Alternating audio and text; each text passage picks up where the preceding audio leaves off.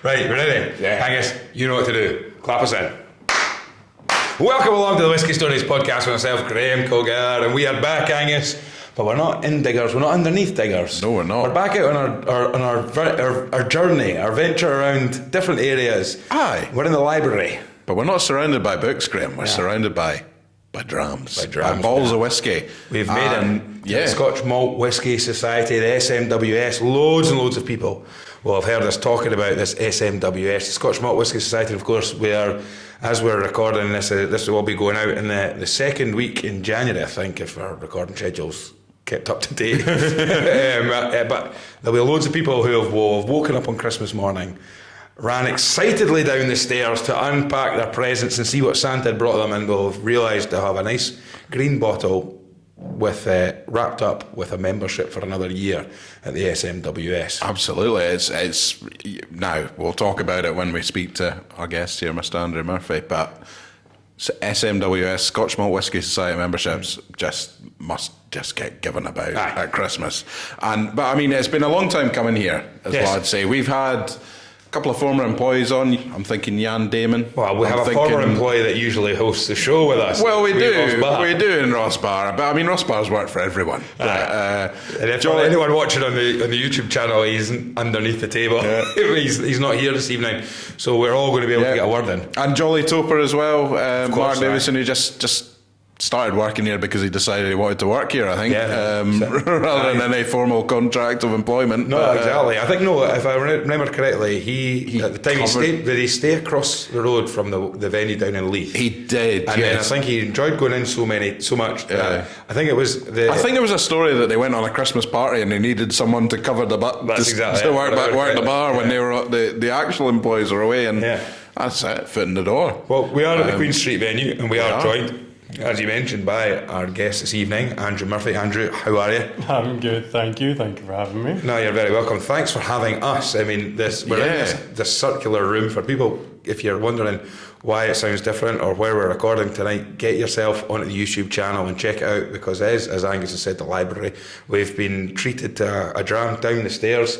We've been upstairs in the members bar. We didn't have our lapel badges on, Angus, but they still let us in. Yeah, absolutely. A couple of dodgy looks, I think, you know. I've got my Whisky Stories t-shirt on, so everyone is like, wow. But no, we should actually mention the bar downstairs is open to the public. Yeah, so fantastic. You don't have to be a member to come along here and enjoy a dram. But we're in the library. We've got our own little private room, lovely setup, loads of bottles on the table. We've got drams in front of us. I would normally ask you, Angus, what are we dramming? But the great thing about the Scotch Malt Whisky Society is often with the way the bottles are and the labels, it's very difficult to actually know what you're dramming. It is, as I'm sure we'll talk about, the flavour is most important. But do you remember what bottles we did have? No, but I do remember the first dram I had downstairs was a Linkwood, right? Because I looked it up. But did you know? But I didn't order it knowing that. I ordered it. I thought I'll go for what I'm feeling like, and then I'll look it up, because I do like to know. Yeah. But I thought I'll do the right thing here. I'll just go for what I want. I ordered it.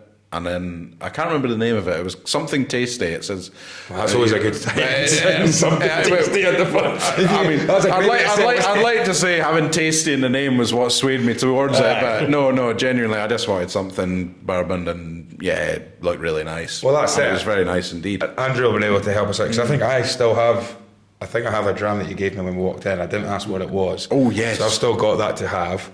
I think, have you still got that as well? I've got that here, right. Yes. So I'm hoping that you know what we're drinking, Andrew, because we've done a great job of not knowing what we're drinking. But what was the first dram that you gave us? So first dram that we've got for the evening is this wee bad boy here. This is the Spruce on the Loose. It is one of our Heresy ranges. It is a combination of first fill and second fill ex-bourbon barrels and spruce tip stout casks.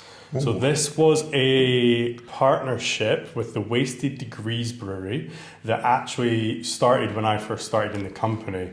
So Wasted Degrees Brewery, fantastic, run by two brothers, and Jack used to work for the SMWS, Scotch Malt Whisky Society, abbreviated to SMWS. You'll hear me mention that a lot out of pure habit.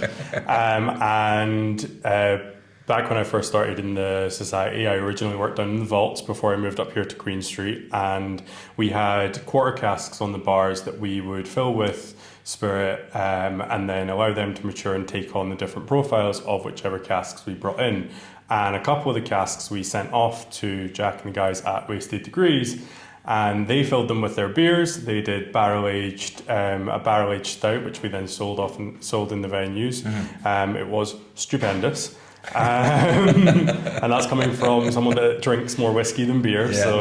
But it was phenomenal. And then we got those casks back, and then we popped them into this bad boy, and it is part of our heresy ranges. It is small batch releases with more of a focus on the experimental aspect of whiskey. As the society is all about focusing on the flavour of the drams and rather than the actual distilleries themselves. We want to focus on making sure that people get the best flavour out of each and every glass. Yeah, because the interesting thing about this bottle here, first of all, is that you can see here that the bottles are completely different. Absolutely. Everyone is familiar with the Scotch Malt Whisky Society. Now, we are going to probably start abbreviating that to the SMWS or the Society as the podcast goes on. But normally it's expected dark green bottles. That's right. So this is clear. It's a clear bottle, and also the label on the front, you actually have a lot more artwork on there than you would normally have.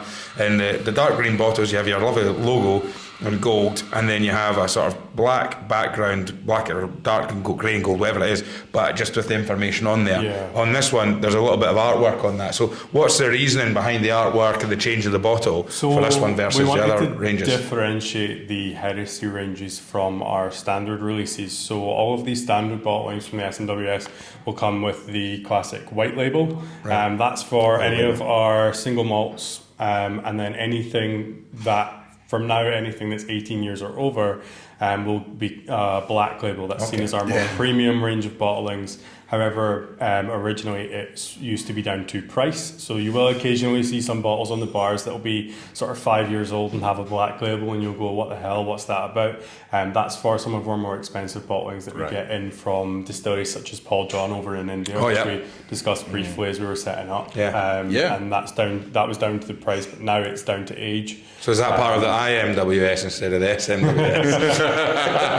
Because I think, maybe that leads us into maybe a first discussion point. Is you are the Scotch Malt Whisky Society, but you do bottle a lot of world whiskey, or well, I don't know if Welsh whiskey you could count as world whiskey. It's only down the road, isn't it? Different part of the world, I suppose, from where we are. But and some very, well, again, I feel like I'm saying, something before I should actually, but when we talk about SMWS, very well known for your codes. So there is a number on every bottle that corresponds to a distillery, but we'll talk about that maybe a bit later, but even some of your early codes are not Scottish distilleries. So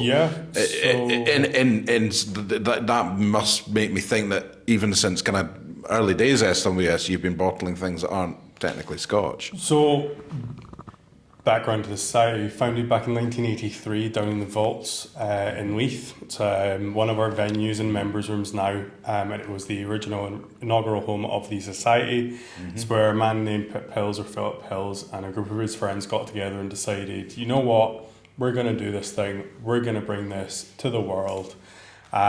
So story goes that the Pip knew a guy that knew a guy that knew a guy that was able to roll a cask out of a warehouse from a certain distillery, the first distillery we ever bottled from, throw in some cash and go, yep, good, done, sweet. And then story goes, he had it hanging out the back of his car, tied down out of his boot with a piece of string, drove it all the way back to Leith, back to the vault, got the cask out of the car, cracked it open, took a sample to reward himself for a long drive home, and went, oh, that's good. Gave it to his friends, and they went, yeah, that's great. And then the idea started to form to what is now the society. And this is interesting. Was that 1983 or something? 1983. Yeah. So this is 1983. Celebrating our 40th anniversary last year. Wow. Single cask, cask strength single malt whiskey was not the de rigueur drink at the time. People were... distilleries were scared by the concept Yeah. because, as you mentioned there, the idea of cask strength, single cask, single malt whiskies was really unheard of outside of distillery doors. The stillmen, they'd have their samples here and there, but everything else was put into blends primarily. But then the PIP got together and they started bottling single cask, cask strength, single malt. And this is what's quite interesting, because I mean, when I was reading about, I was having a little look before, doing a bit of research. Would you believe it? Finally doing a bit of work. But it seems very much a case that your founder was on the case of these distilleries. Well, why don't you release this single cask? Cask strength malt whiskey, and it was well known who's going to buy it, and it was a case of, well, I'll kind of show you a little bit of, well, you know what, I know there's an audience for this. It might be a niche audience, it might not be an audience that the big distilleries are prepared to cater for, but actually what's happened is, by forming this society, by growing the society, nowadays you'll see single cask strength bottles from all the big distilleries. There's so many other indie bottlers, independent bottlers that have sprung up over the years, even in more modern times, just here in Edinburgh alone. I know you guys have spoken to a few of them yourselves.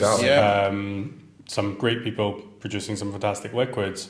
But with ourselves, when we first started out, distilleries were really saying to us, you can have our casks, we'll sell them to you, but we don't want to be associated with you. We don't want our names on your bottles, anything of the sort. And that's where what's known as the cask number system came about. So, for instance, I'll grab this bottle just here that I lifted up earlier. It's 53.457. So that's for listeners. So for people, because going back, we will just briefly going back a step here. Is we had Jan Damon on the podcast, who's one of the director level, I think he was, for the SMWS, and it was quite funny because Jan and Ross obviously having worked, I think it was here he actually worked. Yeah, I think it was, briefly. But that's when they had to bring in the ladders. But basically, but Ross was saying about the number system, the coding system, and he was talking about it's a worst kept secret in whiskey and stuff. And I had to actually say, hang on a minute, guys, what are you talking about? Because I didn't actually know. Now, well, actually, so even more embarrassing, I think I asked the question to Jan. I said, well, do you know which distillery it comes from? It was like, well, yes, we do. It's on the label. It's on the label. Because you'd given me a bottle of SMWS whiskey. You had a bottle, and I had drunk it, kind of looking around the bottle to try and work out if there was a clue on it. I think it was an Isla whiskey. I think it actually was. It was a peat. It was a peat, because I did look it up later on. It was a peated Bunnahabhain. Which is fantastic. I think it was called Shiver My Timbers. I know the bottle. Yeah, he knows the bottle. It's delicious. Yeah. So, but this is the thing is, and if I'm being honest, with my limited knowledge of it, so basically for people who are listening and people who maybe have come across these iconic green bottles now, there is a society. Now, where is it? Where am I looking here? Is it the Society Cask? So Society Cask number 53.457. Now, for anyone who's looking at that, you might just think, well, that's information about cask or whatever it is. But actually, there is a code, and that code will determine what distillery that comes from. So go back to where 53.457 is. Society codes, they're like our own secret little language to signify what distillery it is, and a lot of the teams within the venues can kind of look at the bars at a glance and go, okay, I know that's from that distillery, that's from that distillery, that's from that distillery. In this instance, 53.457 signifies it's the 53rd distillery we've ever taken whiskey from. 457th cask we have ever bottled from that distillery in the 41 years that the society's been running. Wow. That's a hell of a lot of booze, if you ask me. But it's a good thing, because this is actually from the Kalila distillery on Isla. Right. Of course, known as the workhorse of Diageo. 6.5 million tonnes of raw spirit every year. It's a hell of a lot of booze. And the thing about these labels as well, which everyone is drawn to, is again from my point of view, and what Angus mentioned earlier on, is on the label what you see is, first of all, you can see the 9-year-old there. So it's a 9-year-old whiskey. You've got the distilled date, region, initial cask. It was in an ex-bourbon hogshead, and then the final cask, first fill X, Oloroso hogshead. But the names on it our sort of way of defining what the flavour profile are. So we've got coal shards on clotted cream. Yeah. So there you go, and then there's a sort of a writing of it basically there. So that's what's really, really interesting for me, and that's what's complete. Even since we started doing this podcast, it's completely opened my mind up to the fact that it actually put me off when I first started drinking whiskies. I became a member, and I found it very. Where I was in my whiskey journey, it was stick to what you like, stick to what you know. Okay, so I knew I liked that brand, and that brand. Independent bottlers, full stop, were a completely new thing. In fact, it wasn't until we really went to the first ever, our first Edinburgh Whisky Festival, which was last year, where indie bottling really kind of opened up to that. But I will say this, is up until within the last 3 or 4 months, the SMWS, this Whisky Society, has been something that I've stayed very clear of, because I didn't know that you could actually look at that. Yeah. Fast forward to now, we walked into the bar and we said, we'll get another few drams. And I was able to just say, between Angus and myself, we said, right, something is sherry and peated, and something bourbon and sweet. Yeah. And what's great is your staff and yourself were able to go, okay, give them that bottle there, that bottle there, and that bottle there. Now, we didn't ask what the distilleries were, but we will. This one is one of the ones that we've got. So this is a Colilla, 9-year-old, and so it's been finished, or its final cast was first extra matured, as we call it. Extra mature. But I think there's a great benefit to that, because I mean the other place we're recording, the Athletic Arms Diggers, huge selection of whiskey. Fantastic selection. But sometimes you're kind of browsing and you go, I'm not maybe not that distillery, maybe not that distillery, but having the flavour. And the colour coding is probably something we should mention as well. So the colour coding, how many different colour codes do you have? So the colour coding you'll see around the rims of the bottles and also on the pages of the outturns when you come to the venues. Those are relevant towards our flavour profiles. Yeah, so this breaks it down further, ones. Right. They're really there as a guide. They're not there to tell you, this is what you must taste from this bottle. They're there to tell you, this is roughly what you should get from it. Yeah. This is roughly the line that it's on. Yeah. But the thing is, there's times where you'll have a bottle and you'll go, you know what, this was deep, rich and dried fruits profiled, and you can taste the sherry, but actually you feel it's a lot drier. So you might then think to yourself, okay, I would have maybe put it in spicy and sweet, or spicy and dry, or any of the other numerous profiles we had. As I said, we've got 12 different. So I think this one is lightly peated. So this one's just standard peat. Standard peated, and then deeper green is heavily peated, and then a light sort of pale green is lightly peated. Yeah. So there's what, 12 did you say? 12 of them. Yeah. So I mean, I have to. Ross Barr, our colleague, occasionally associate partner in crime, he said, "Is it true that you occasionally put really, really good drams in a flavour profile that maybe isn't quite so popular?" This was a rumour I am going to choose to neither confirm nor deny this statement, because it wasn't anything to do with me. I have no say in what gets bottled and what doesn't. I am purely here to help run the venues and make sure people get served. And we'll get another couple of drams and tell us. Let's talk about yourself there, Andrew, because I mean there's loads. My mind's racing already. I'm already trying to think, if we know a guy who knows a guy who knows a guy who could roll a cask into the back of our car. I think we're nearly there. Well, what we do is, I mean, once we get your child seat out of the car, there's room for a cask, isn't there? Well, what we do is we don't even know a guy who knows a guy who knows a guy. We had a guy on the podcast who's now moved over to the Cayman Islands. Big shout out to Charlie. He managed to bring us a bottle off the back of a lorry. That was one of his 3 drams. So we're nearly there. But Andrew, talk about yourself then. Like, what was your journey like to get into whiskey? What got you started? What was it that, can you remember trying a whiskey, or was there ever, did you grow up wanting to get into the whiskey industry, or did it just fall in your lap? I had a bit of a, to me it's just, my journey's my journey. I got here and that's what matters. But I remember, my dad giving me a dram when I was younger and me going, oh God, that was strong. No, not for me right now. And then I went to college, studied fashion design. I know, stereotypical gay stereotype, but did that and then decided, you know what, not for me. Started working in bars, and because I was working in bars, I went, okay, this is my back bar. What have I got on it? Okay, bits of gin, vodka, rum, etc. And I wanted to learn more about what I was doing, what I was selling. But the big one that intrigued me was always whiskey, because of how varied it can be and how every bottle is different.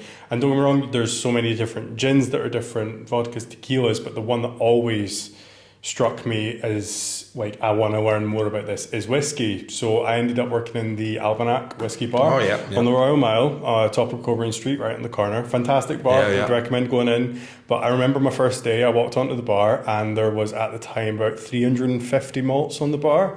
And it was like full back bar, full wrapped round. And I just sort of stood there and I looked at it and I went, and I was so overwhelmed by all that was there, and I was just like, I'm never going to get this, I'm never going to know it. And then fast forward, a year or so, and I knew exactly where every bottle was on that bar. I knew a wee bit about the majority of the distilleries, thankfully through fantastic colleagues I had.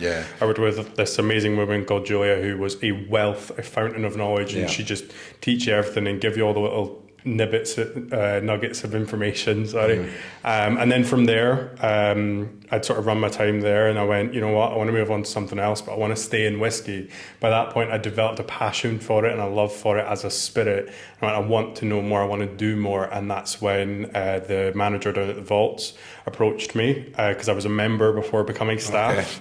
And he approached me and he said, do you want to come work here? And I went, yes. Brilliant. So started down at the Vaults, worked there for about a year and a half, and then the team here at Queen Street approached me and said, do you want to come work for us and do these things and more for us? I was like, absolutely, I would love that.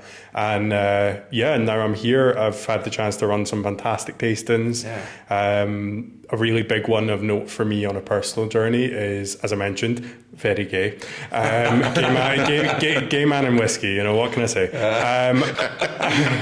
But a really big one for me was for Pride Month last year. I managed to convince the higher-ups here within the venue and the society to let me do what we coined the Drag Me to the Whiskey tastings. And that was a stupendous, fabulous, flamboyantly fantastic evening of 5 dram whiskey tasting, which I ran alongside a drag show.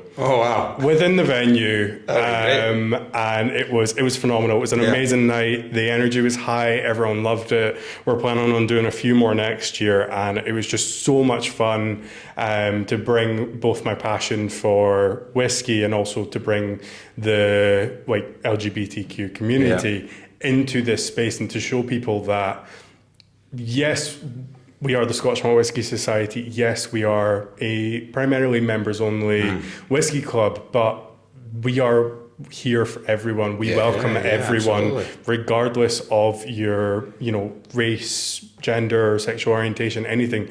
You are always welcome here within the society, within our venues, and within our international partner bars. That was just such a great evening, and I would highly, highly recommend that. Drag us along next time. First, I've got a couple of questions on the back of that. First of all, go and tell me about Angus's get up and tell me what you think. As someone who's studied fashion design, first of all, can you have a wee word with them about it? Let me give us a mark out of 10. Please don't. I think if I gave my opinion, you'd ask me to leave the room. We'll take that. Secondly, what was really interesting about we've had, don't worry, stick skin. I don't care. I'm just anyway. But you talk about the vast flavour profile, and it ties back in with how the society is run with regards to flavour first.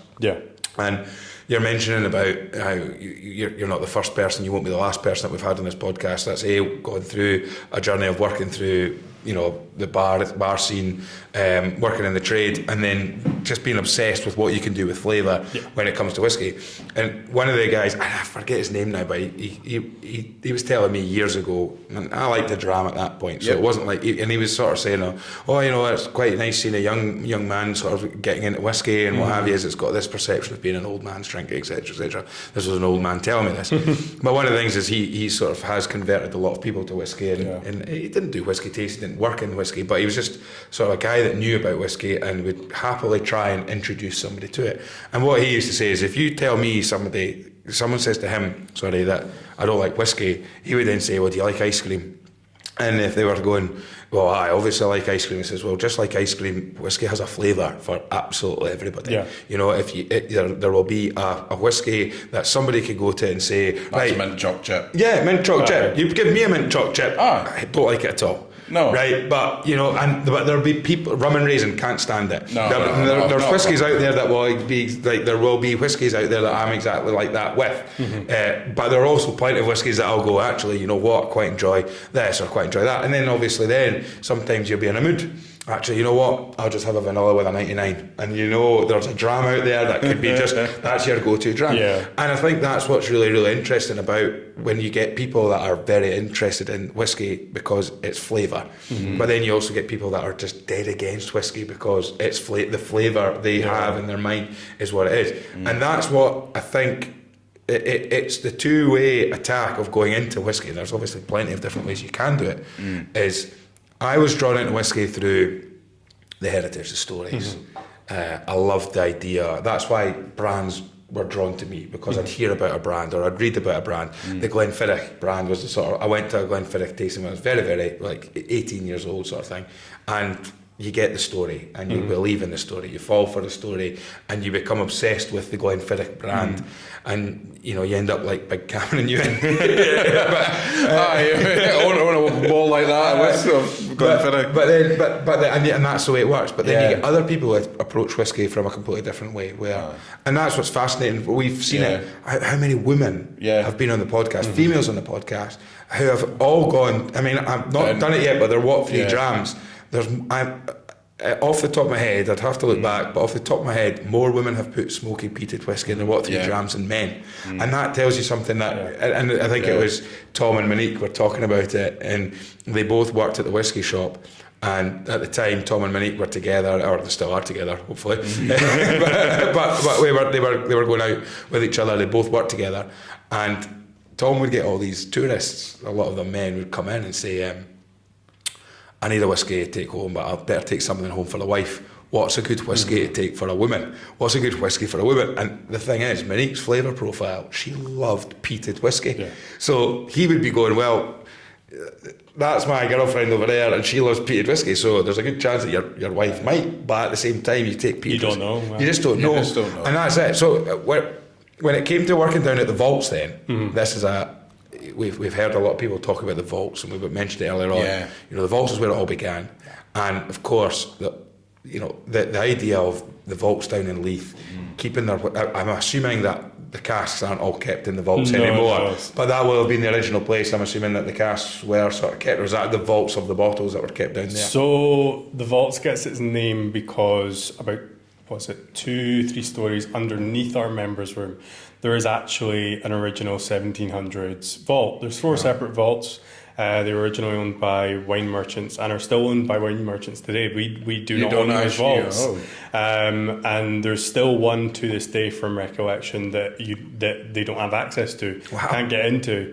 It's also a protected site. It's one of 2 places in the world you can find, and the name escapes me. There's a certain fungus on the wall of the vaults down there you can only find in 2 places in the world, and that's one of them. It's a massively protected site, whole shebang. But that's where it gets its name from, and to my knowledge, other than the early days, the casks themselves were never stored there.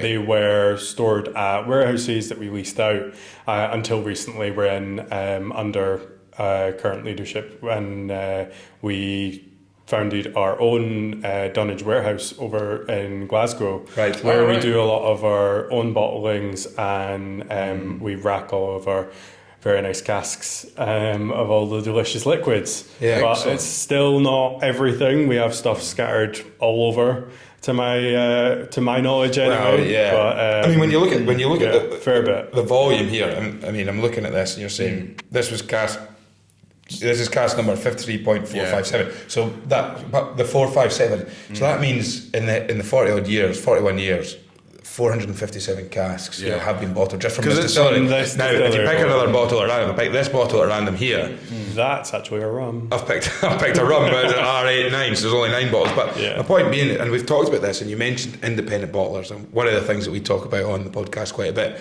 is indie bottlers versus independent bottlers, because you do have Gordon MacPhail's and your Yeah. Garden Heads and yourselves, SMWS, and the volume that you guys must be, so the amount of casks that must be owned from 1983, from one cask in the back of somebody's car being rolled out of a distillery.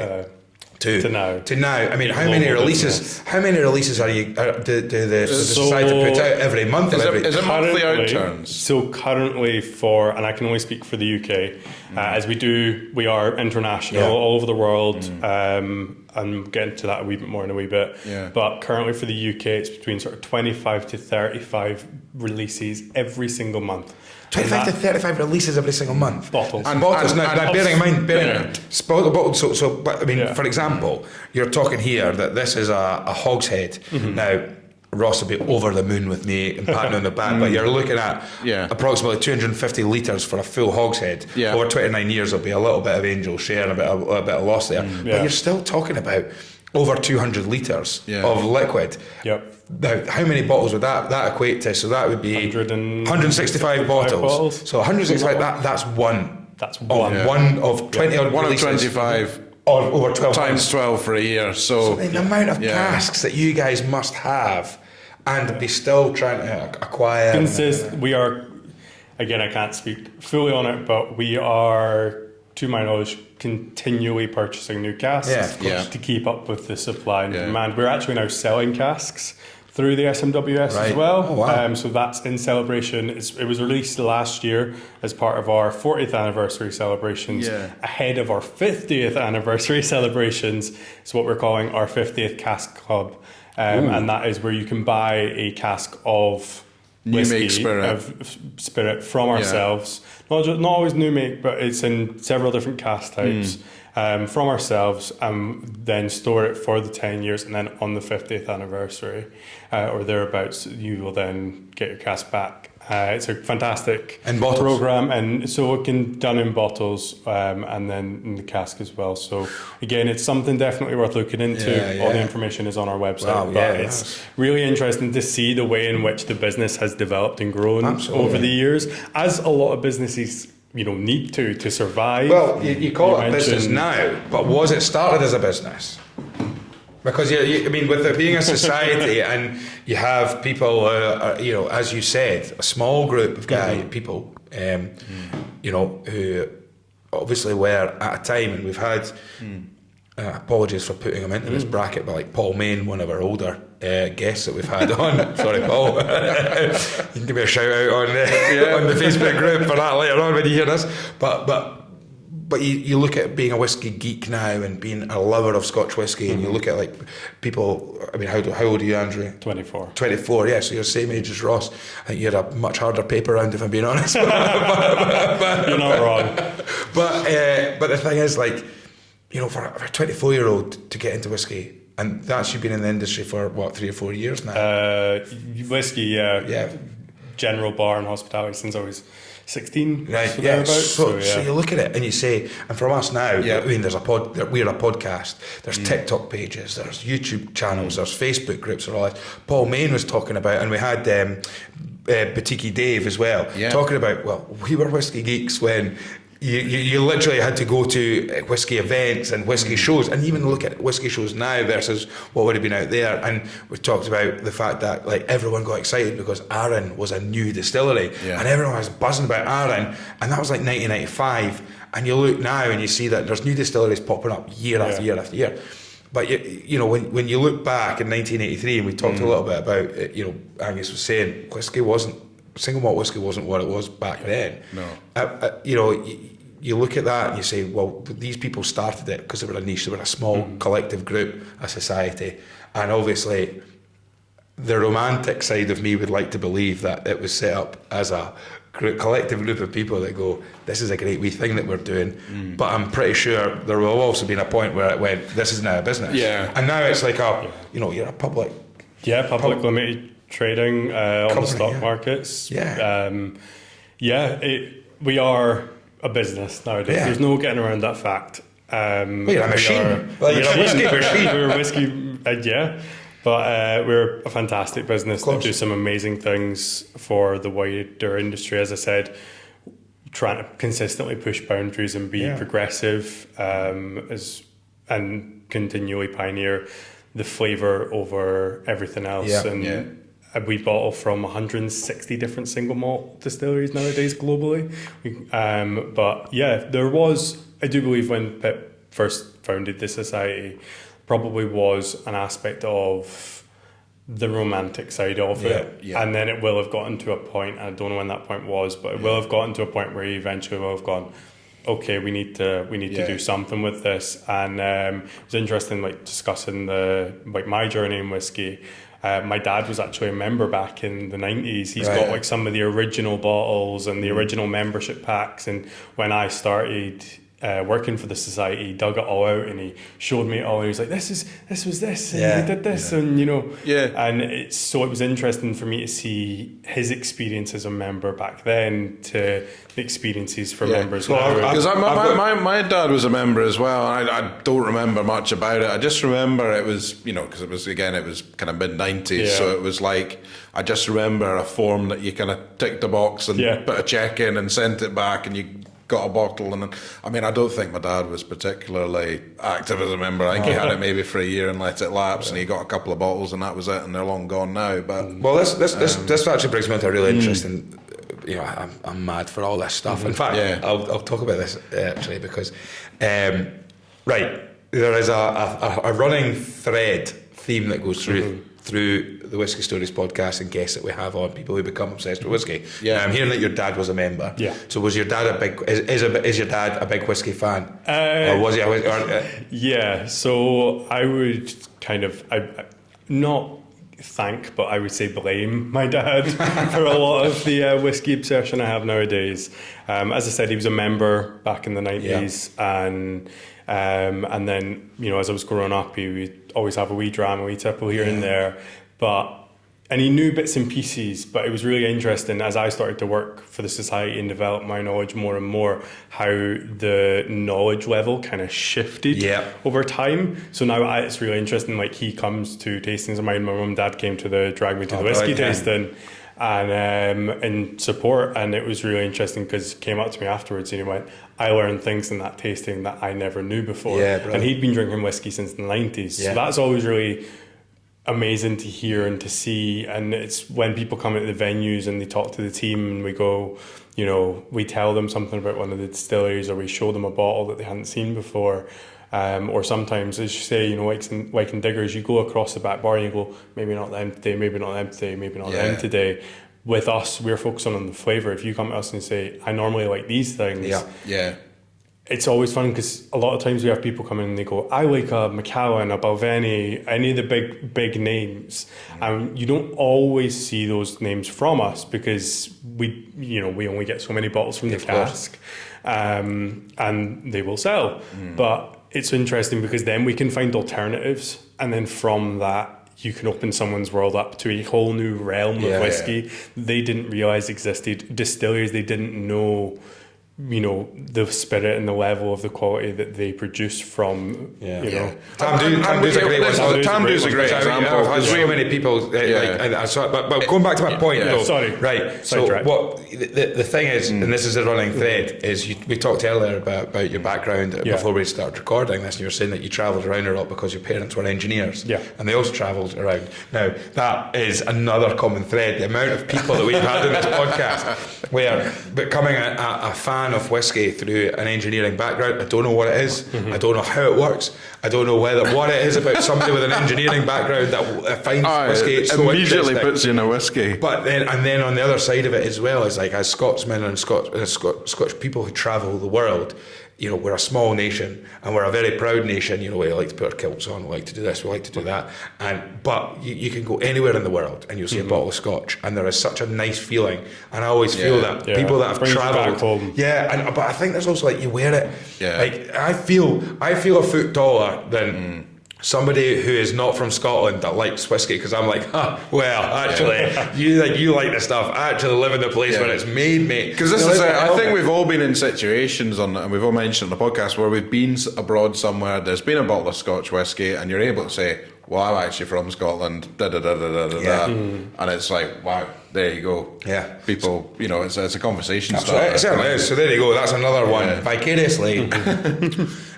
We've never had anyone who has done fashion design. But actually, I know I am a niche. I am the unicorn. On that subject, though, I will say after it was a little bit of a hazy conversation, but there was a guy. And I'm terribly sorry, but I've forgotten his name. I hope he is listening.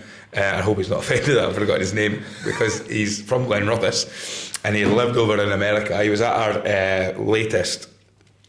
last Indie Bottler Spotlight. All right. And we were talking, and he works for universities, and he was talking about actually. It was quite a drunken conversation at this point. But he was saying, and if you are listening, please drop me a message like you promised me you would. He was saying that he could get funding for researchers to look into the psychology side of things, about why is it that people from an engineering background become more interested in whiskey? Why is it that, as I say, we've probably just saved them a quid or two by talking about it, but why is it that why is it people become more drawn to whiskey when they travel the world? Why is it that as a Scotsman, when you go abroad and you see it, we know it's that sort of element of pride, but he was talking about that and he found that very interesting. So there you go, vicariously, your dad as an engineer liked this whiskey, got you into that. But going back to talking about how the society is, we mentioned being a bit of a machine, and we talked a little bit about global and stuff like that. I don't know the exact numbers, but what kind of membership numbers are you actually looking at globally? Over 40,000. So over 40,000 people. Yeah. And that's an incredible. Now there'll be active members and there'll be inactive members.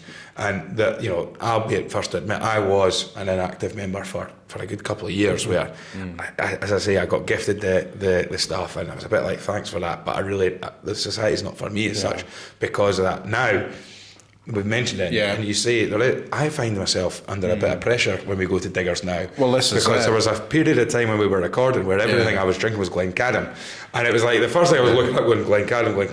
Unfortunately, we're not sponsored by Glencadam, so I stopped drinking Glencadam on the podcast. But it's nice to go in and say, I'm feeling like I just want something normal. What do you normally like? I like bourbon, I like it sweet, and I like it nice and smooth. You'll know exactly what to get me.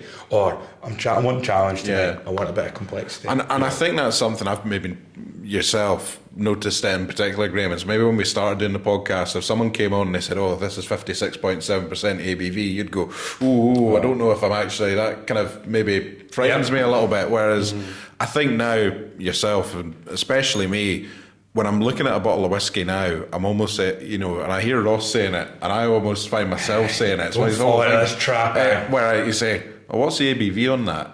Because that's like that's what I'm interested in, and it's like, oh, if that's 53%, I'm going, oh, well, that'll be quite. Ross has got into the habit of sometimes going 40%. You go, ooh, it's a bit. Well, this is exactly. We were Andrew and I were talking about this before even you turned up, Graham. Is where if you have a 40% whiskey now, there's an element where you're sometimes like, this is just juice.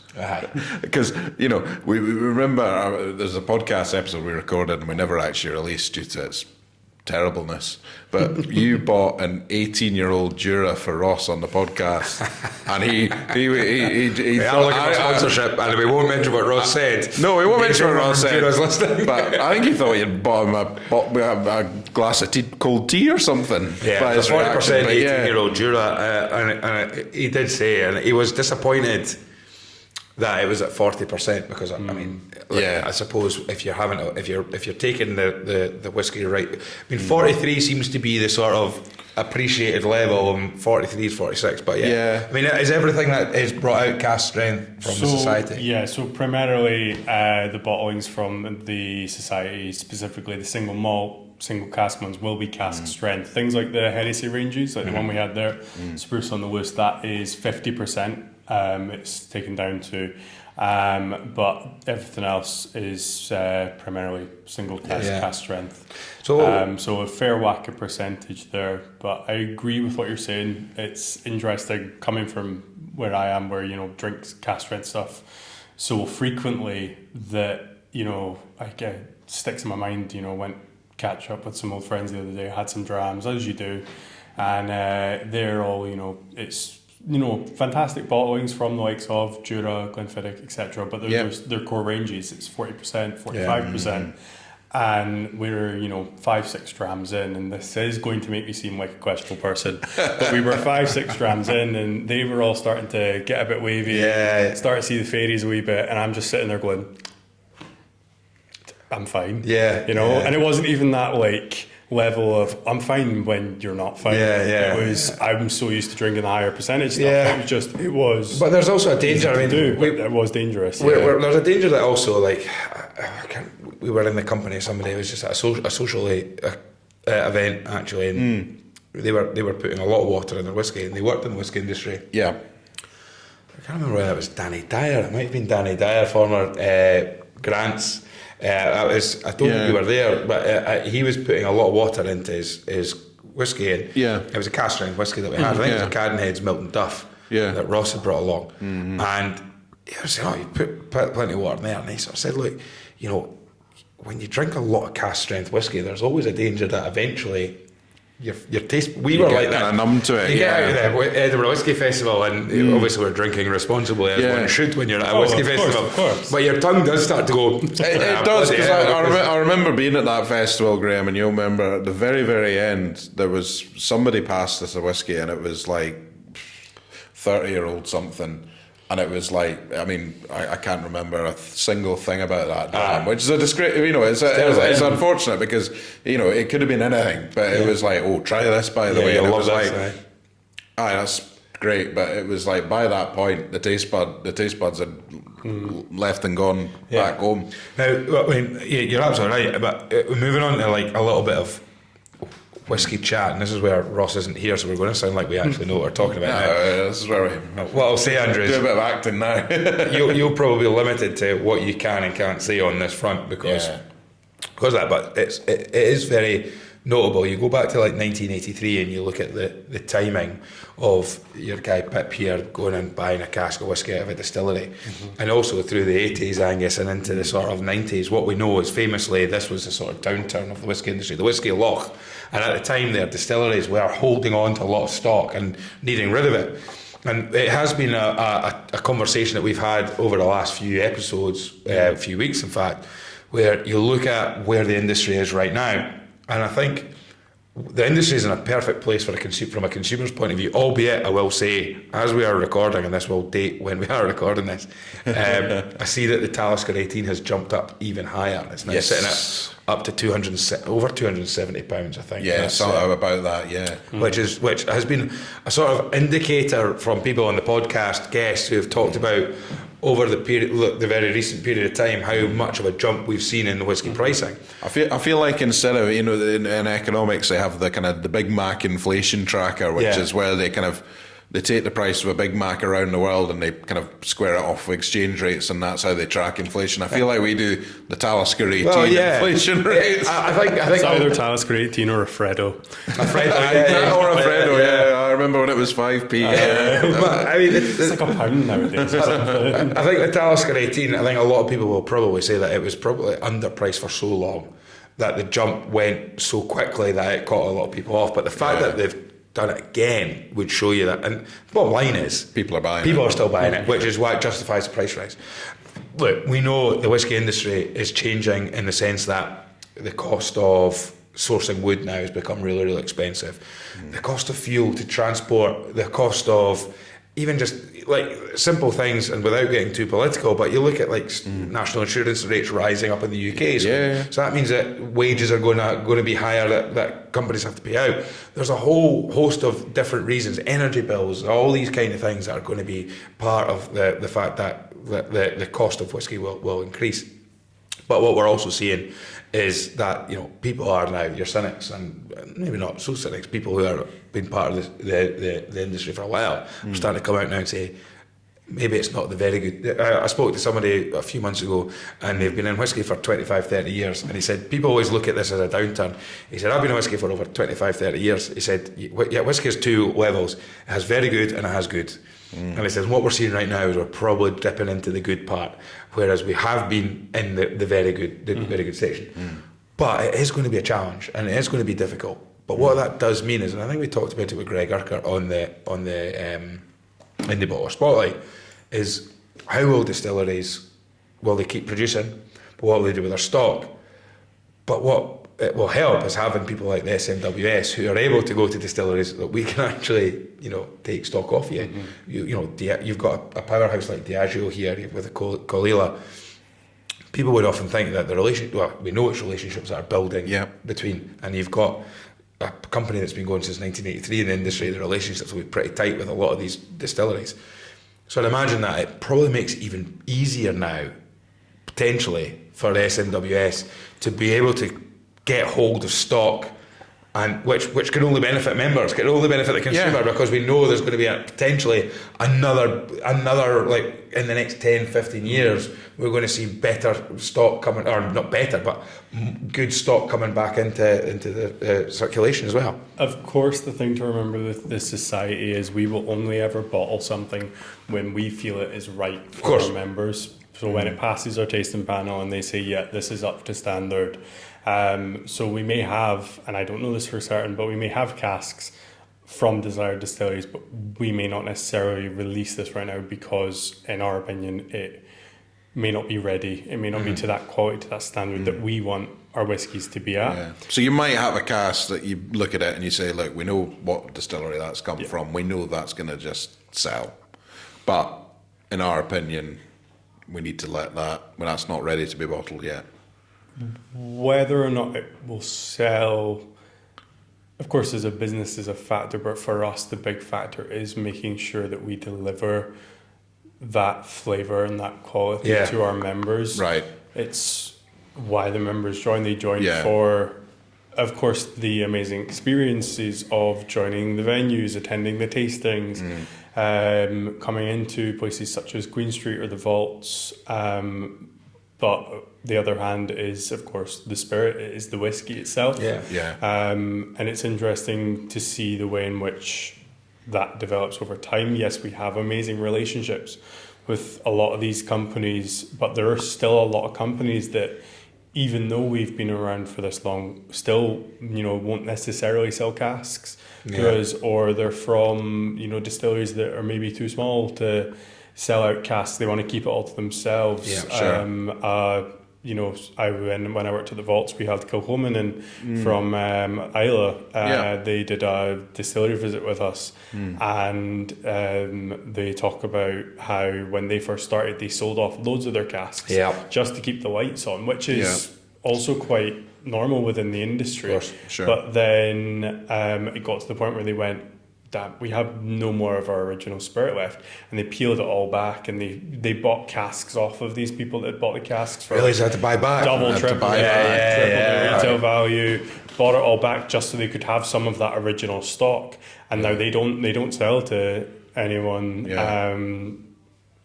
Again, there may be people with casks squirreled away, but I can't speak on our own behalf. I've certainly never seen a Kilchoman from ourselves. But I have had some fantastic whiskies from them and from us. And we spoke about it a little bit when we had Ken Lagerfeld on. And it's not there are some distilleries, and you'll know, even in SMWS, but other independent bottlers, there are some distilleries, Colilla, from sheer amount of volume, you do see again and again independently bottled Colilla. Kilchoman, not one. No, you generally see too regularly or too. And then the protection of when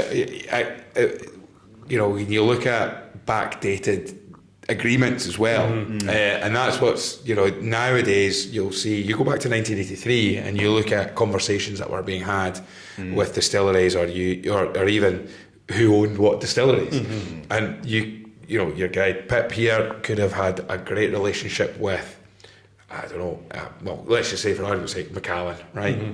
And at the time, Macallan weren't the Macallan that they are today. I can't remember what date it was. Oh, it probably wasn't. It 1980s. was 80s. It was 80s. Because Finn Thompson, who we had on in the Butler Spotlight, has the minutes of the meeting with his grandfather and the guys from the Macallan distillery who'd come down, and at this point, and I 1983 kind of rings a bell there, but basically the date of it was sort of 80s, and it was the guys from the Macallan distillery were saying to his grandfather, who had they were a whiskey distribution company. He was getting the contract to distribute Macallan as a single malt, and at the time he was saying, in the minutes it says that these guys, the Macallan distillers, were saying, we are going to be the Rolls Royce of Scotch whisky. And to their word, they were absolutely spot on. They ended up becoming and above. Yeah, although I think they're Bentley now, yeah, they're association with, isn't it? But the point being is, that's not that long ago. 40 years, okay, but in an industry that's well over nearly 200 years for a lot of distilleries. In 1983, you imagine there'd be some relationships that were made by the society back then, which would never be allowed past the sort of top end of the companies now, but at the same time you've got that and you're able to put that stock out. When having spoken to a lot of people within the industry, a lot of global brand ambassadors and such like, it's amazing to see that the society's reputation still stands for a lot of the industry, where they know that distilleries know if they're selling a cask to us, they're selling a cask to the society, that we will look after it. Yeah. We will do well by it, and we will only bottle it when we feel it's ready.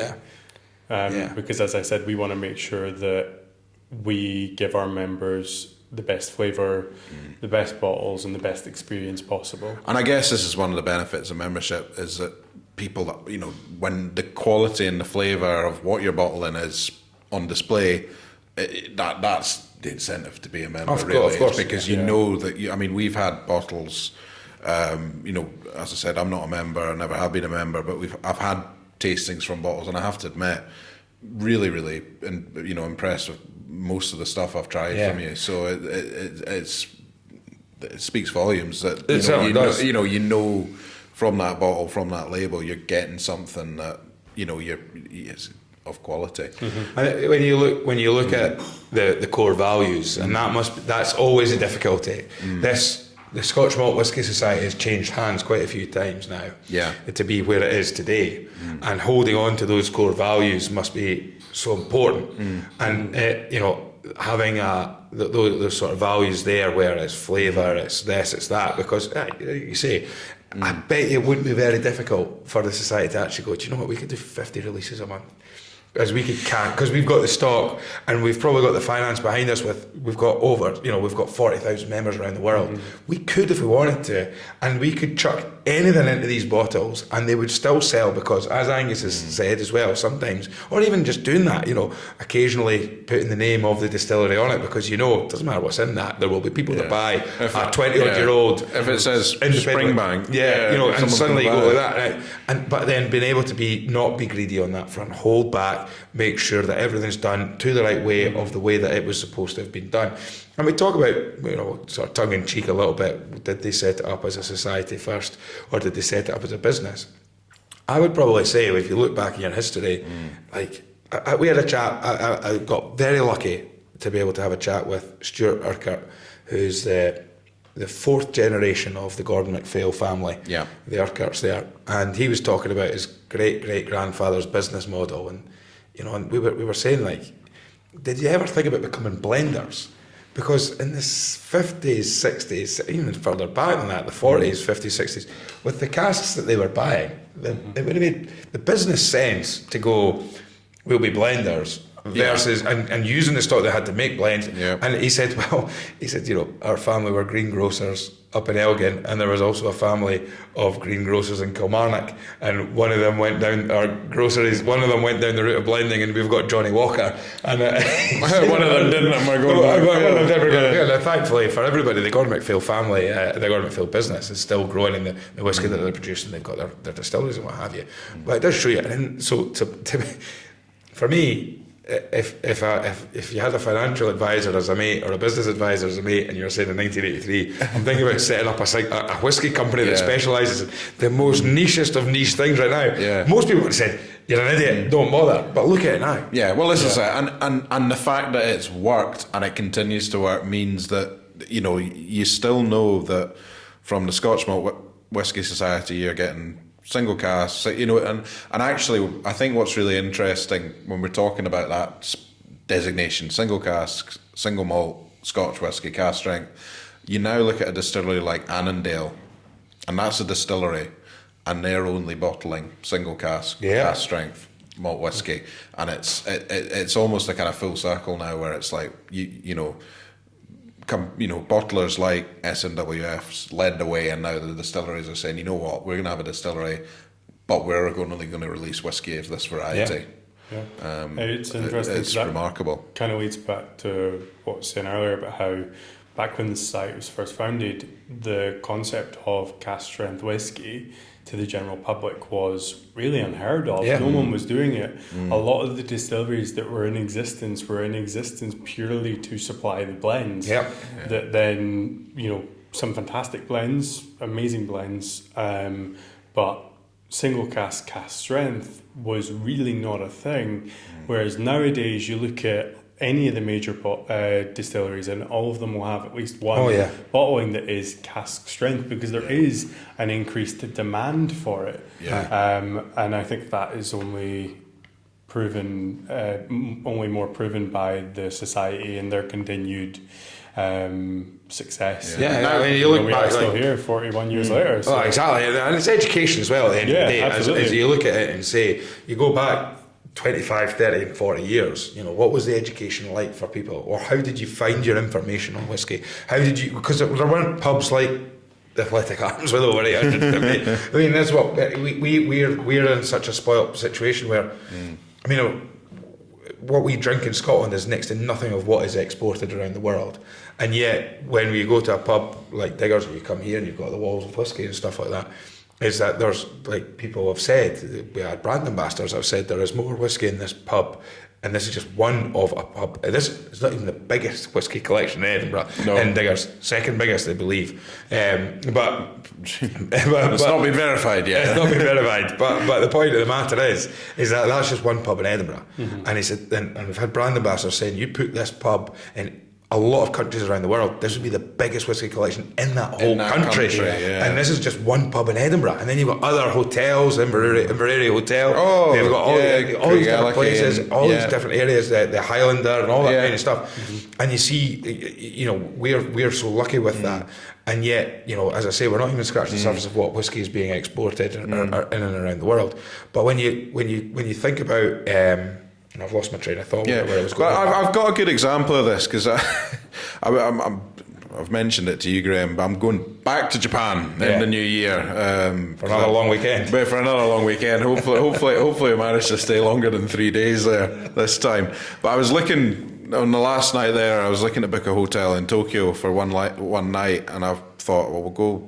I was kind of swithering between about 2 or 3 different hotels, and in the end I picked one, and I went, great, that looks great. Lovely, happy days. And about 2 days later, I was on the SMWS website, and I was looking at your partner locations, just out of curiosity, in Japan. And one of the about to wangle a free membership here, so you can get it. And one of the hotels that I was thinking about but didn't book have a bar that's a partner of the SMWS, and I went, I should have booked there. That's really annoying. And I thought, what the hell am I disappointed about? I live, in the city with 3 SMWS bars and all this, and I thought, why am I disappointed that because I'm flying 5,000 miles across the world that I could have stayed at something? Well, I mean, this is just, again, this is it. That was the point I was actually going on to. Yeah. The fact that the global market, the global membership here, Angus has mentioned there, from your own perspective when you're working here, is it locals that are coming in? Do you get a lot of tourists that are coming and going, well, I'm a member and I thought this would be a great opportunity to come in, or is it a nice mix? What's the sort of vibe in here then? Here in Queen Street, we get a great mix. So, as we mentioned earlier, ground floor bar here, it's named the Kaleidoscope Bar. That is open to non-members. Anyone can come in. Even without membership, you don't need one to come into the Kaleidoscope Bar. I would recommend booking, as it is a very small room, as we saw, with only about 4 to 6 tables. But definitely come down, pay us a visit if you want to experience the society before you become a member. But we are the only one of the venues that has a space like that. There's only 4 venues that are owned and run by the society in the world, and they're all here in the UK. So there's 2 here in Edinburgh. The Vault's down in Leith, of course, the original home. There's ourselves here at Queen Street in the centre of Edinburgh. Then there's Glasgow on Bath Street and London on Grenville Street in Farringdon. All fantastic venues in and of their own right. Globally, we have what's called our partner bars. And I can't remember the exact number off the top of my head, but it's over 150 or so partner bars now. And we've got our big sort of regions that we operate in as well. For instance, Australia is a really big market. Denmark, Japan, China, Asia, of course the Americas. We recently bought over at the beginning of this year the parent company to the Scotch Malt Whisky Society. It's the Artisanal Spirits Company. They purchased the Single Cask Nation, who are another bottler based out of America, and that was again in an effort to bring more value to our members globally, to show them that we can offer so much to them and to really bring that level of experience and value for membership. And in these areas, like if Angus was to go into this hotel across the road from or wherever, where in Japan, will they find? I'm sure there'll be a range of different whiskies, different drinks on the bar, but will they find the green bottles, SMWS bottles there? Yeah, so different bars will have different amounts. Some of the bars have more of our bottles than others. It is always a very fun game I play whenever I go on holiday. I hunt the SMWS partner bar. I'm not quite to Japan, but I took a long weekend to Paris a couple months ago, and I just played Hunt the SMWS Partner Bar, and it was so much fun. I got to find all these cool hidden, like one of them was down a street that I just thought was a residential street. It was a barber shop in the front, and then the back of it was a specialised whiskey bar. But you had to go through this barber shop. Like I walked in, all like, this is where Google Maps has told me to go. Google Maps has been wrong before. What am I doing here? And I sort of went in, and then the woman looked at me and she went, "Whiskey?" And I went, "Yeah, we super play." And she went, "That door." I was like, "Okay." And then I walked in, and it was fully like stepping into another world. And it was great because I've seen that with a lot of our partner bars. They are phenomenal locations that, again, bring that level of experience and of knowledge to the bottles. And will you find, if they bring out a release, like, so we've seen here 165 bottles of this Orchard Beehive here, okay, so will SMWS, they'll put some of them up for sale, and imagine, but at the same time, they'll have to hold back some stock that they need to put in now, and imagine the 4 British bars, home bars, take priority over what gets in stock. Because will there be some earmark to go, we'll send all that over, we'll send the crux of that over to France, we'll send a lot of that over to Asia or anything like that? Will it be sort of balanced like this? So, as we are an international company, of course, if you're only getting 165, 250 bottles from the cask,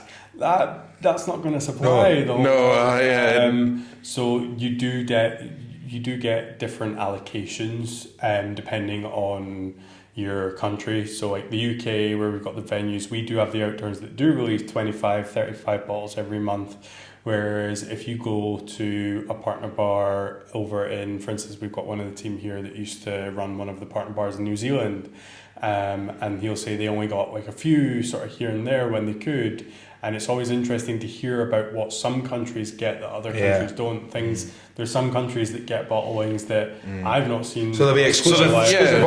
We get exclusive. I think that bottlings aren't in the UK. Then there'll be bottlings that maybe are exclusive. Well, I think that Bunnahabhain I got you was an exclusive French Bunnahabhain. I think that's why it popped up on the auctions. Was it auctions? You got it. You get On one hand, we do have exclusive bottlings to each of our venues. Yes. That you can only buy here in venue. You can't buy them online. You up until actually last month, we kind of skirted that rule and we gave all the venues a wee bit of each of them so we could give everyone a wee try, but that was the first time they'd done it before. But we get an exclusive bottling for each of the venues, exclusive bottlings for all of the major countries that we operate in, from France to Denmark to Japan, China, America, and so on and so forth. And those tend to come out in September as part of what we call our social gathering festivals. And that is really trying to tap back into the idea of, you know, we were started as a society, as a group of friends, and whiskey is a fantastic spirit that's meant to be drunk with friends, sharing stories, drinking good drams. We wanted to bring it back to that, so we do this, and that's where each of the countries gets their own exclusive cask just for that country. And then occasionally some of the bottles will make it to the venues for celebrations that we do around the social gathering. It's always really interesting to get the opportunity to try those products when they come in and to go, oh, this was really tasty. Oh, but I want one. Oh, I have to go to Denmark to get it. Oh, damn it. How much is a flight going to cost me? there have been a few of the bottles. Fly for a flight.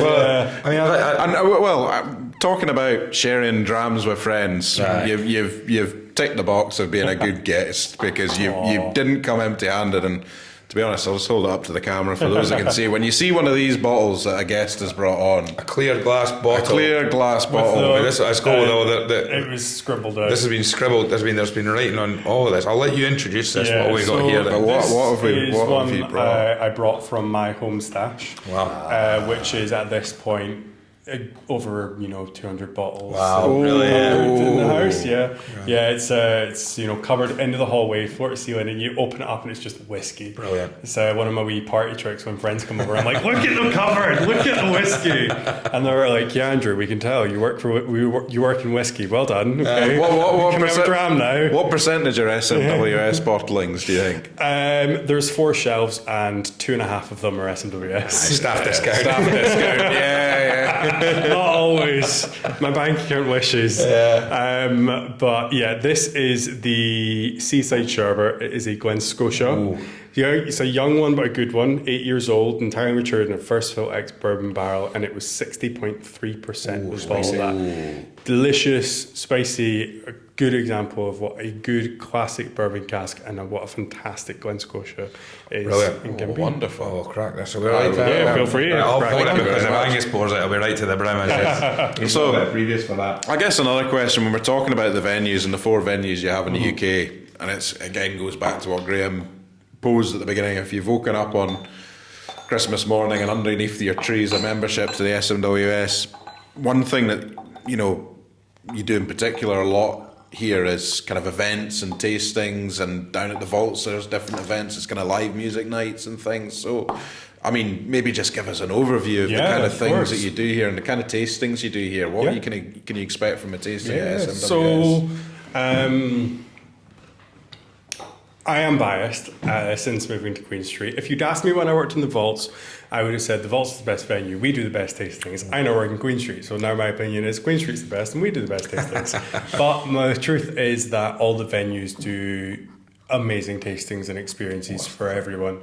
I know that the Glasgow venue did a cigar and whiskey tasting just the other month. The vaults did a full market thing the other week, where they had like different food vendors and whiskey and spirits vendors in, and took over the whole venue, and you just sort of made your way around. We did a big full venue party celebrating our 20th anniversary as Queen Street just earlier this year, where again it was vendors all throughout the venue. We did have different things in each room, and it was great experiences and great times. But here in Queen Street we have several different weekly tastings that happen same day, same time, same place. So Tuesdays we do our IG Mellis tasting, which is a tasting along 3 dram tasting alongside a IG Mellis cheese board. So each dram is paired to the cheeses. Wednesdays is our meat and malt tastings, and then on Saturdays we alternate week on week. 1 week we do our steak and whiskey tasting, which is a 5 dram tasting alongside a full steak dinner. And then the following week it will be what we call our masterclass tasting. And those are our... so it's 5 drams, but not all of them are whiskey. So the first 3 primarily will be single malt Scotch whisky. The 4th and 5th one, however, that is up to the ambassador on the day's discretion. Oh, really? So if I was running a masterclass, I kind of do the first 3 as single malt, good Scotch whiskies. Sometimes the 4th one will be a variation of whiskey, because we don't just bottle single malt whiskies at the Society. Although we're called the Single Malt Scotch Whisky Society, we bottle single malt from all over the world, and we bottle all various manners of spirits. Yeah, so you bottle grain whiskey, corn whiskey, rye whiskey, gins, rums, cognacs, armagnacs, and bourbons, and so very much more. So sometimes for the 4th or 5th, you'll have like a bourbon, and then your 5th one will be something completely left field, like a gin or a rum or an armagnac from us. Really to try and showcase that we do so much in the Society. We bottle some fantastic and amazing single malt spirits, single malt whiskey, but we also bottle some amazing armagnacs or rums. In fact, I found out the other day that our rum portfolio is actually the second best selling aspect of our spirits portfolios behind the single malt. So it goes like single malt whiskies, and then it goes to the rums, and that's been about since the 90s. We've been bottling different rums, and then over time we've started bottling different things. So this isn't a new thing at all. I did wonder if, I think the perception was that, Scotch Malt Whisky Society, I mean, again, this is maybe going back, and my perceptions was maybe a bit of a kind of stuffy organisation. I can imagine... well, it's my phone. I can imagine as soon as a decision to bottle rums, there were kind of members up in arms and things like that, but this just isn't the case, is it? Yeah, I wasn't there for it, but I remember I've heard stories from colleagues of when we first released the Heresy ranges, which are blends, and members coming up to the bar, cutting up their membership cards and throwing it at the staff, and people doing the same thing when we started. Catch me, drinking that muck. Exactly, and the Scotch Malt Whisky Society, when we started bottling stuff that wasn't Scotch, like when we bottled our first Japanese, people were doing the exact same, cutting up the cards, throwing it in the bartenders' faces and going, I'll never be a member again, fuck the Japanese whiskey. But now look at what Japanese whiskey's doing, and look at the stage they're on. And we've done some phenomenal bottlings from Japanese distilleries. Sure. 2 of our most recent additions to the bottling codes were Japanese. Which distilleries are those? Because there's a lot of new Japanese distilleries. So you are testing my knowledge now. It is the fudge. I knew you were going to ask me that. There you go. I can tell you that distillery one, the most recent distillery we bottled from was the Harris Distillery. Very interesting. So that was the 163rd distillery we bottled from, and that was the first cask we released actually just this month. So that's noted as the 163.1 and So sorry, what was that distillery? 163. The Harris Distillery. So I mean that's quite interesting because I mean apart from the HERAC, the core releases from the Harris Distillery itself, I haven't seen independently released Harris Distillery. So what was that release then? What age? What cask? I've got it on the bar. So if you want to try it, come that'd be great. There we go. I'm kidding. I think no, it was lightly peated. And just delicious bourbon, younger. Of course. But still just really nice to see Harris in that aspect. I bet. Yeah. And so I guess this is, again, maybe one of the benefits of SMWS, where you're getting independently bottled stuff from distilleries like this, maybe before you'd see it elsewhere. Of course, because of the line. But I think the point I was going back to, actually, I've just remembered about the educational side of things, and it's just like what you were saying about delivering your tastings and things. And when you look at you're talking about your dad, Angus, having a wee booklet that you'd have to tick a little box, and that'd be your bottles and stuff. Yeah. But there are so many other aspects to being a member other than just being able to turn up and visit different society venues or partner bars and things like that. You've also got the fact that you've got like newsletters coming out. You've got the sort of educational side of it, and that is the important bit, I think, because that's the bit that's opened us up through doing this podcast. The amount of people we've spoken to, we've been educated ourselves, and here we are right now. If you'd gone to me, with the greatest respect, a year ago, and I'm not just saying this, if you said to me a year ago about the SMWS, I probably would have just gone, not for me. Not for me. I prefer to see brands. I prefer to now actually going into a bar and being able to just look at a back bar and saying to somebody who knows, and just saying, look, challenge me tonight. I like this, I like that. Now you'll have your regulars where you'll know if a regular walks in, you'll know. I know exactly the type of whiskey that they like, so I'll be able to get them that. But you'll also be able to maybe say, actually, do you want to try something that could be on your street, but a little bit to the right instead of straight down the middle. And that must be really, really pleasing to do.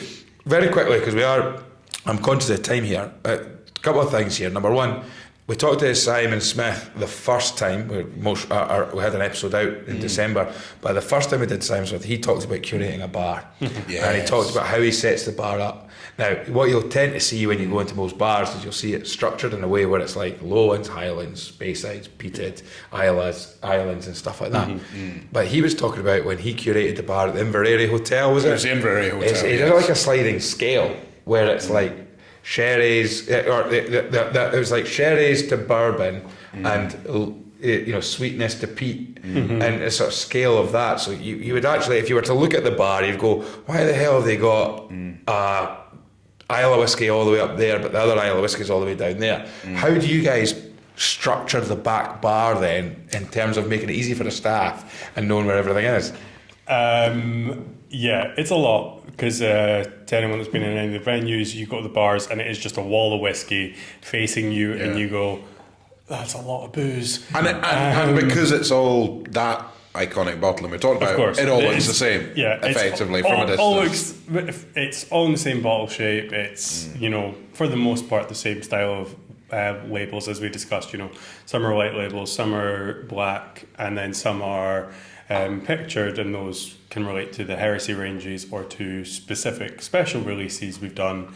But in terms of actually organising the bars, they are primarily organised numerically by the cask numbers. Oh, right, okay. So at least for here in Queen Street, it starts sort of bottom left is sort of number 1, 2, 3, 4, 5, 6, 7, 8, 9, 10, and so on and so forth, with things like our vaults collections peeled away and stored separately on their own shelf, and but again ordered numerically there, but they're not sort of filtered in with everything else. So what are the vaults collections? Because this is something I've heard about in relation to SMWS. People have, it's just one of these things I've heard. People said, the vaults collections, the vaults collections. What is the vaults collections? So the vaults collections are, as I put them, they are the finest casks hand selected from our warehouses, from some of the finest and at times rarest distilleries. So the average sort of, anywhere between 27 to 35 years old. That's where you'll see a lot of your really old Macallans, Springbanks, things like old closed distilleries as well. Yeah, Cappadonics we've released quite a few times. But of course closed and now demolished Speyside Distillery. You'll see the likes of, we've got a beautiful 32-year-old Benriach on the bar just now. Some phenomenal bottlings within the vaults collection, but they do come at a heavy price tag to match. Yes, but it's a price tag that I feel matches the quality and the age of the spirit itself. Sure. Well, I'll tell you what, this is my favourite of the night. It's an absolute banger. Thank you so much for that.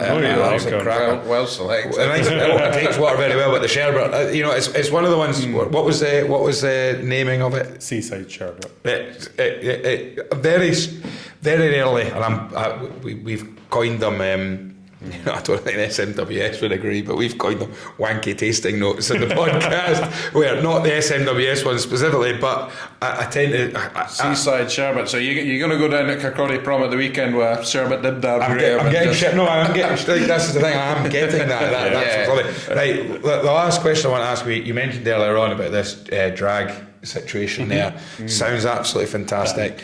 The SMWS, Angus has mentioned about this sort of stuffiness, and it's a society and it's a closed society, and we've talked a lot about the sort of diversity within the whiskey industry. And the importance of it, we've had females talking openly about the challenges in there. You're mentioning that yourself as part of the LGBTQ community as well, which is really, really important. Talk me through this drag thing, and also, if you're going to, what are we dressing up as? What are Angus and I? What's Graham's drag name going to be? Yes. Drag us up here, because I want to get into dragon drag. I like the sound of that.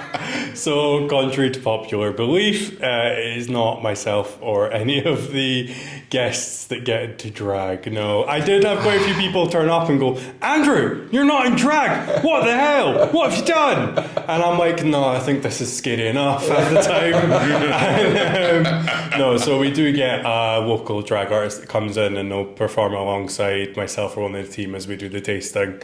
Right. But I suggested it because the society is actually, it's as a company very inclusive. It's extremely progressive in those regards. They've been amazing for myself and in accepting me as someone within the LGBTQ who works within the whiskey industry. And whiskey still gets a reputation, as you'll know yourselves, for being sort of a stuffy old man's drink. But I wanted to sort of put that event forward as a way to show people that it's not just that the industry is not just that, but also the society is not just that. That, as I said, we are open to everyone. Everybody is welcome here. And, you know, I want people to know that our venues, the society, and the whiskey industry as a whole is and should be a safe space for, you know, LGBTQ people, and also, of course, for women. There are so many amazing women that work in this industry. Yeah. I am very, very honoured and blessed to work alongside some fantastic women within this company and also within this venue who are consistently inspiring me more and more every day to be my true authentic self, because you see there are still moments where you get people that come in, and not so much here in the society, but like when I worked in the Almanac, there's people that come in and go, oh no, I want him to serve me, because they didn't think that my female co-worker could request or recommend any whiskey. As I mentioned, a colleague of mine from when I was there, her name was Julia, she was a fountain of knowledge, knew so much and was not to be messed with.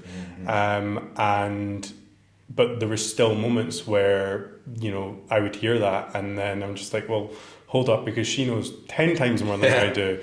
And I will openly admit, there are people, there are women in this industry, there are other people within this industry who do know more than me. There will always be someone that knows more than you. The big caveat is to make sure that you always want to learn, and especially learn from someone and take on that wealth of knowledge, regardless of their gender or sexual orientation or any of those factors. One of our team here, Nicola, she is phenomenal, again, a fountain of knowledge. And she quite frequently runs tastings for us here. She helps out a lot with the events and things as well. And she's just an inspiration for me on a note as a friend, and seeing her do these things and share her knowledge with the world, but also on the note as someone who is a minority within the industry, to say, like, you know, I am a gay man that works in this industry, that, you know, whether you want to put it any other way, is a minority. And to see people still going, well, no, I still know my stuff and you're going to listen, and I'm going to teach you these things and you're going to love it. And you will, and you do. And it's like, for me with the drag tastings, that was my whole, I'm gay, you know, but that doesn't form my whole personality, doesn't form my whole identity. Just because I feel that way, it doesn't mean that I don't know stuff about whiskey. Let me show you what I know. Let me share these stories with you. Let's have some fun with it. Hang on a second. I bet your lipstick smudged. I just came prepared. Exactly. But no, I mean, it sounds absolutely fantastic. I'd love to come along and see something like that. But we are fast approaching the sort of final area of our podcast, where we do ask our guests for their what 3 drams. So Andrew, now, well, we always We always allow you could at least go one on brand if you wanted to. Okay. We are looking for sponsorship if anyone at SMWS is listening, or if anyone at artisanal spirits companies enjoyed this so much, let's slap our name on it. A couple of £100,000 and we'll be able to do that. But no, Andrew, for yourself, any three whiskies that have any story or meaning towards them, what's your dram number one? Okay. First up, Tamdhu 12. That's a dram after Graham's heart. Whiskey that got me into whiskey. Yep. Just good, solid, delicious. I've had some Tamdhus from ourselves recently. Again, phenomenal. Glenfiddich Grand Cru, 21-year-old. Was that your second one? Second one. So for your Tamdhu 12, going back, is there a particular story or anything associated with it, or is it just a really... When it was the whiskey that got me into whiskey, as I said. Yeah. Was it a bottle you bought yourself? Or a bottle you were given, I bought and continued to buy. Yeah. But it was a dram on the back bar of the Almanac that I had. And this was when I was just kind of, I wanted to learn more about whiskey. I was trying to learn and, force myself to drink more and more of it, really get into it. And then I had this, I went, okay, yeah, I'm sold. Yeah. And then from there, my palate developed over time. And, I've been to Isla, Campbelltown, Speyside, all over to learn more and more and more. Have you been to Tamdhu, the distillery? When I went to Speyside, I went up with my parents because they did the whole family bonding. We could do this now, and I'm like, cool, but you guys are driving, and I'm drinking as much whiskey as possible. And I made them drive me to as many distilleries around Speyside as possible. And there was quite a lot of occasions where you sort of drive up to the gates and go, this isn't open to the public weekend. And Tamdhu was one of those. I've yet to go up during the Speyside Whisky Festival. Well, we're desperate for that too. A big shout out to Dana Crombie, actually, who she's someone I know quite well, actually. Yeah, she's been along to our one of our Indie Bottle Spotlights as well. I think she could probably wangle us a wee trip. She listens there, so we'll be definitely getting that. But I mean, you go back to Tamdhu, you talk about, we had Mike Brown. I want to probably get it sorted out. He talked about how he said, Tamdhu, it was owned by Edrington, and it was like Macallan was the show pony, but Tamdhu was the workhorse.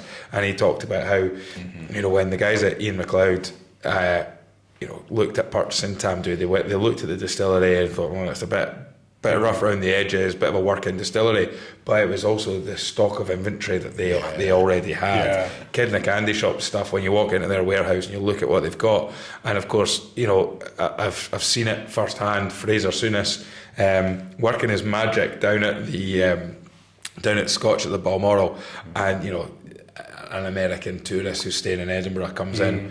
First thing, Fraser, good evening, sir, can I help you? Yeah, I'm looking for a Scotch whiskey. Well, you're coming to the right place. And he said, what do you normally like? And he said, I like Macallan. And you're like, well, there you go. The Americans walked into a Scotch bar asking for Scotch whiskey, says he likes Macallan. He says, well, I tell you what, Tamdhu 12, straight off the bat. Try that, and you can't go wrong with that. And Tamdhu's terrific. I think as well, Graham, after we had Mike Brown on, maybe the second time, I think the two podcasts after that had Tamdhu 18. It was just But the thing about what I love about it, and it's a bit of a tiny flex as such, is that you do get a lot of people, having done the podcast now for over a year, and there's a few people that say, oh, you guys all know your whiskies and this, that, and the next thing. I hate it when people say, what should I drink, Tamdhu's a great one because it's not a very well known whiskey outside of people who drink the whiskey. So if you go to somebody who likes a whiskey, but there's a good chance they've never heard of Tamdhu, and it's a cracker where you can say, a wee dram of this, and you know that if they like their standard whiskey, that's a flavour profile, 9 times out of 10, it ticks every single box of the whiskey drinker, and it's a great, as you said, entry level dram, but also just a great dram and dram. It's just a fantastic dram. And then so number 2, we're on the Glenfiddich Grand Cru then. Grand Cru. It is, I would say, one of my happy drams. Okay, love it. It's, if I'm having, a good day, a bad day, anything, I walk into a bar and they've got that, I'm ordering one. It's just superb. I'm giving you three commercial releases, 3 SMWS releases, by the way. Oh, right, okay. So, what, 6 drams? Right, 6 for you. Right, well, we're coming along here tracking for your charge, by the way. And we're putting all Lippy on. Oh, absolutely. Right. And then number 3 would have to be Springbank. Okay, Springbank, any particular? It's gonna sound somewhat wanky, but a cage bottle. It was, so I was in Campbelltown recently, and I went and did the Springbank bottled barley tour. Anyone that hasn't done it would recommend So it. is this when you get turned where you get make your own blend of Springbank? It's phenomenal. Wow. And at the end of it, I went up and I bought myself a cage bottle, and it was a Springbank in First Fill PX. And I would say that's my number 3 because it just holds a lot of good memories to it. You know, whiskey can also be so nostalgic and bring back a lot of those memories. And for me, every time I have that dram, I remember being in Campbelltown. Yeah. You know, I went down with my dad and actually, believe it or not, Danny Dyer. Yeah. He went down with it. He came down with us, and we went around Springbank, and you know, we were just like kids in a candy shop. We're like, oh my god, look at the booth. It's definitely a trip we need to try and So get out to Campbelltown. Anyone at SMW, anyone at Springbank listening wants to pay for that trip. And Glen Scotia was also amazing. Yeah, This team were fantastic, and you know, this dram is no exception. Right, so we're going to give you SMWS, 3 drams? SMWS. Okay. 3 on brand. Okay. First one is a Kalila 53476, and that was the Stop the Clocks. Is this year's venue exclusive for Queen Street. So you can only get it here. I can only get it here. As I said, like drabs of it. Yeah. I was like, make sure I've not just quoted the other bottle code there. So this is Stop the Clocks, yeah, it was called. So this is called Stop the Clocks, and it was past tense. We have since sold out of it on the bars, but it was a Kalila 12-year-old. First 10 years were spent in bourbon, last 2 years were in Oloroso. Wow. But it was super dark. Yeah.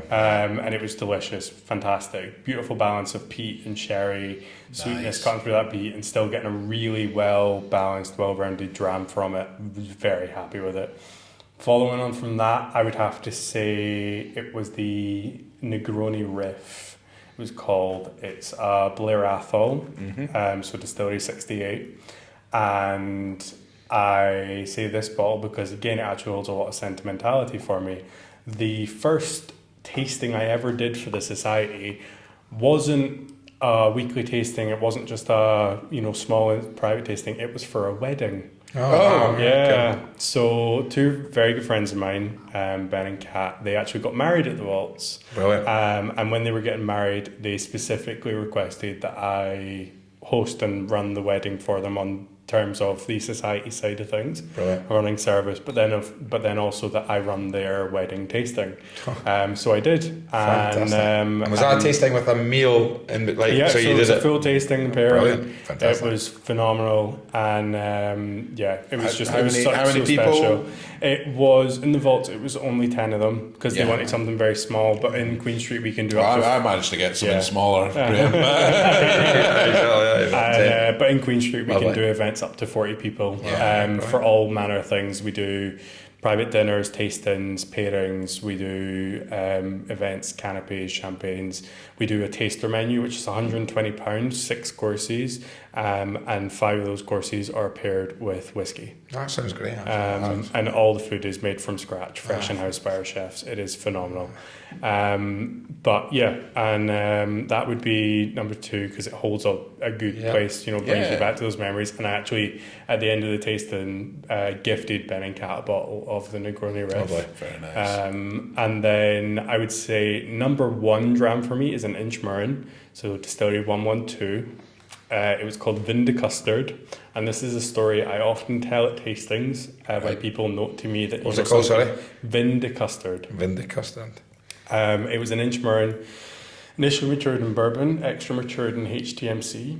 HTMC. heavy toast, medium char cask.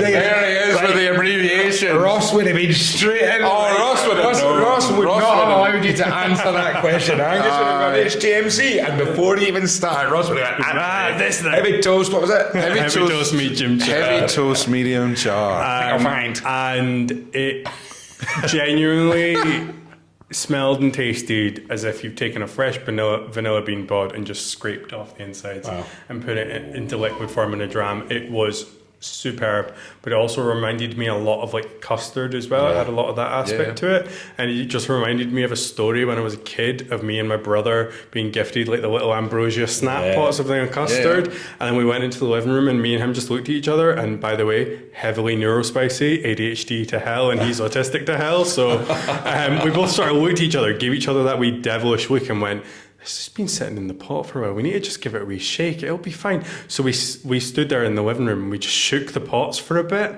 and then we got kind of like lost in that action. And then all of a sudden the little film lid didn't hold out, the custard went everywhere. I'm talking. It was on the roof. It was on the sofa. It was it was on the wall. It was on the TV. And worst of all, it was on the dog. But it was on the Not dog's... for the dog would have loved that. No. The worst bit was, it was on the dog's arse. Oh no. So the dog was chasing its own ass, one part trying to get the that custard. Yeah, needless to say, I've never seen steam come out of my dad's ears faster. Right. So, that was the day that my brother and I learned true fear. There we go. The dog's there. What a way to finish it. Well, listen, Andrew, thank you so much for having us. Thank you so much for the drams, but more importantly, thanks so much for your whiskey stories. It's been absolutely fantastic. It's been great hearing them. How can people find out a little bit more about yourself or about the Scotch Malt Whisky Society? Yeah, so you can find out a bit more about the society, about Queen Street, myself, through smws.com. Yeah. It's our website, and then you are, as I said, more than welcome to come down and visit the venue, visit us in the Kaleidoscope Bar, or if you are a member, please come visit us in the members room. And of course, Whisky Stories podcast, this is all getting a free membership for 2025. I mean, that's what we agreed before we did this podcast. And then just in regards to myself, I'm always here, so please come in, come say hi. Right. Come greet myself, and let's talk whiskey. Tell me what sort of things you like. Tell me what you're looking for, and I'll be more than happy to find your dram off of our bar. And if you want to see a couple of hottie heavies and wigs and lippy, Angus and I will be here every second Saturday. Well, it's pantomime season as we're recording. I think You guys are the warm-up acts. I think every second Saturday we'll just turn up for a steak and 5 drams. We'll just, It is delicious. We'll put our high heels on and our kinky boots. It'll be great. But listen, thank you so much for coming, for hosting us. Thanks for the drams. It's been fantastic. You've been listening to the Whisky Stories podcast here at the Scotch Malt Whisky Society in Queen Street. It's been great. We've been in the library room. I haven't been quiet. I haven't been told to shh. No, Have we? But it's been great. Don't forget to keep following us. The YouTube channel is growing and growing and growing. It's been great. We've got this brilliant community on the Whisky Stories Facebook page. Your Friday night. What's your dram roll call? Weekend dram roll call. Fantastic. I love on a Monday when I'm feeling really miserable back to the beginning of a week, just scrolling through and just seeing what everybody's been drinking. And what's great is sometimes if you see maybe a connection through, someone's opened that. I think in a recent one it was a Scapa bottle, Angus. That's right, yeah. And I didn't have the exact same bottle, but I had a very similar bottle. Glengarry for David Lyons. Distillery exclusive Scapa. Big shout out to David Lyons, loves his Glengarry. And just what a community we've got. The YouTube channel growing. You can watch these episodes. As I've said before, the metrics tell us that more people are watching us on their tellies on the YouTube channel. So I just love the idea of sit down, pour yourself a dram or two, and just sit and watch us talk absolutely nonsense with somebody who knows what they're talking about. As well as that, we think we still have there may be a few bottles of our whiskey, Angus. It's going fast. There's less than half the bottles left, so there may still be some available for you to get. If you're doing dry January, why are you doing it? Just stop and get yourselves into some whiskey. But listen, thank you so much. Thanks very much. All the very best. You. And have a great 2025 for everyone. Slán. Cheers.